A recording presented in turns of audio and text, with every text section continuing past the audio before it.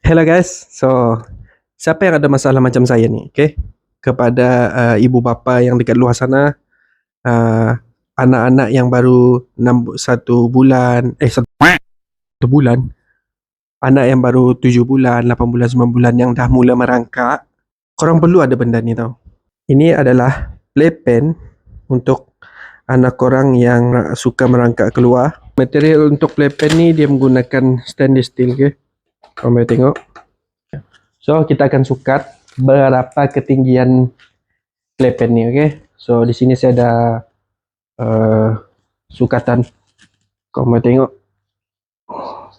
berapa ketinggian? 60 cm. Around 60 cm lah. 60 cm guys.